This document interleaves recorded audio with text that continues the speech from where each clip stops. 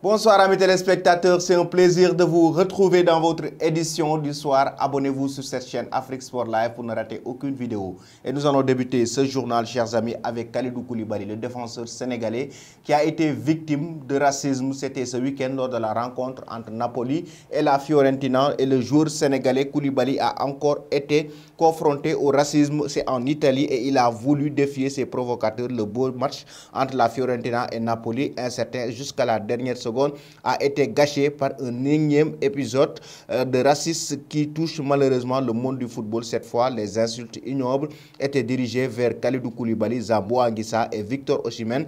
Comme le rapporte Daz, les trois joueurs ont été ciblés par quelques supporters de la Viola après des hurlements étaient survenus immédiatement après le coup de sifflet final de l'arbitre Sosa. Osimhen notamment aurait réagi verbalement, mais la honte ne s'est pas arrêtée là. Après avoir répondu aux questions des journalistes pour le besoin d'un diffuseur à hauteur du tunnel menant au vestiaire, Koulibaly a entendu depuis les tribunes une injure qui lui était adressée et qui l'a poussé à réagir et faire front à ses provocateurs. Le Sénégalais était certainement lassé d'être attaqué par ces personnes sans valeur de civisme. Tu as dit singe, viens ici et dis-le-moi en face, a-t-il lancé à ses énergumènes. En Espagne, Serge Aurier a enfin trouvé un club. Il s'est engagé cet après-midi pour un contrat de 3 ans avec Villarreal. Le joueur ivoirien va retravailler avec Unai Emery, avec qui il a travaillé 1 an à Paris lors de la saison 2016-2017. Il a signé ce lundi un contrat de 3 ans avec le club Villarreal à 28 ans. Le latéral droit ivoirien, qui est représenté par VV Consulting, l'agence de conseil et de management sportif située à Monaco, a été libéré de son contrat avec Tottenham. Il était depuis au chômage et donc libre de s'engager à tout moment pour un nouveau club. Depuis son départ du PSG à l'été 2017, l'ancien Toulousien a passé 4 ans à Londres avec des hauts et des bas pour perdre finalement sa place dans la formation d'Hugo Lloris. Il se retrouve donc avec Unai Emery en Espagne à Villarreal, actuel 11e du championnat d'Espagne avec 2 victoires et 5 matchs nuls. Le club du coach basque est aussi engagé en Ligue des Champions la semaine dernière. Il s'est incliné de justesse à Manchester United à la dernière seconde sur un but de Cristiano Ronaldo. Et nous allons rester toujours en Espagne, mais cette fois-ci pour évoquer le FC Barcelone qui est en train de vivre des moments très difficiles. D'ailleurs, le club catalan a perdu ce samedi lors de sa confrontation face à l'Atlético Madrid sur un score de 2-0. Et quelques jours plus tôt, les Catalans ont été humiliés par le Benfica Lisbonne 3-0.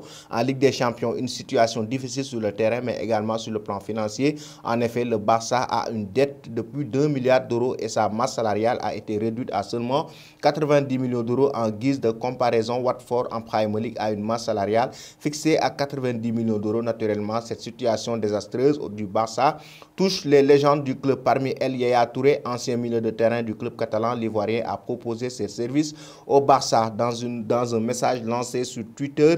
C'est peut-être une période difficile pour le club, mais ma conviction pour le FC Barcelone est forte. Je serai toujours disponible pour le club s'ils ont besoin de moi à tout moment, car mon cœur est toujours avec le club. Les gens et les fans, Forza Barça, a écrit Yaya Touré sur le réseau social quelques heures après la défaite du Barça face à l'Atlético Madrid. Actuellement, l'ancien joueur ivoirien travaille comme assistant à Ahmat, club de première division russe. Avant, le club russe, Yaya Touré était assistant à l'Olympique Donetsk dans le championnat ukrainien. Et nous allons maintenant en Angleterre pour évoquer la situation de Manchester United en Premier League. Actuellement, le torchon brûle entre ces deux hommes forts. Il s'agit de Solskjaer, qui est l'entraîneur de cette équipe de Red Devils, et Cristiano Ronaldo, qui a fait son comeback au sein de cette équipe de Manchester United cet été.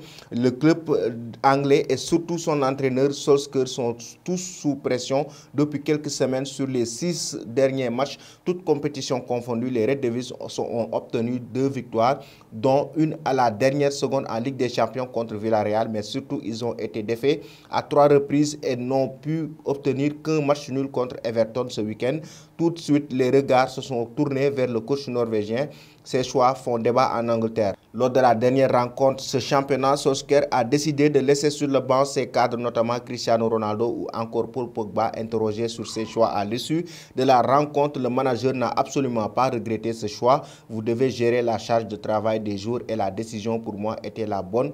Ses détracteurs se demandent alors combien de temps il va pouvoir tenir sous la pression. Actuellement, selon les médias anglais, le torchon brûle entre ces deux hommes. Il s'agit de Solskjaer et Cristiano Ronaldo.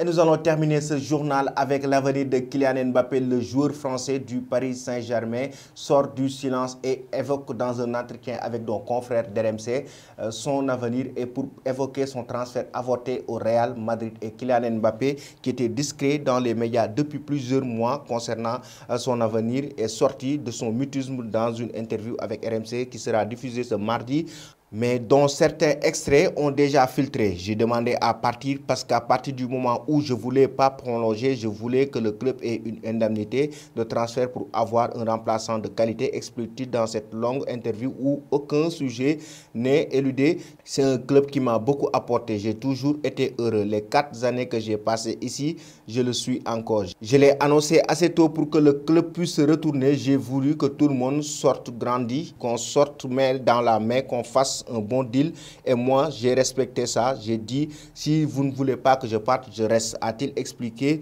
un peu surpris de l'ampleur prise dans la planète foot de son faux départ. D'après son compatriote Karim Benzema, qu'il pourrait donc retrouver au Real Madrid sous peu, Kylian Mbappé a déjà pris sa décision. Si j'attends Kylian Mbappé la saison prochaine au Real, il l'a dit lui-même, il a envie de voir autre chose. Il jouera un jour pour le Real Madrid, je ne sais pas quand, mais il viendra. Ce n'est qu'une question de temps, a expliqué le buteur des Merengues dans les colonnes du journal L'Équipe. Voilà chers amis, c'était tout pour aujourd'hui concernant votre édition du soir. Avant de vous quitter, la question concernant l'avenir de Kylian Mbappé.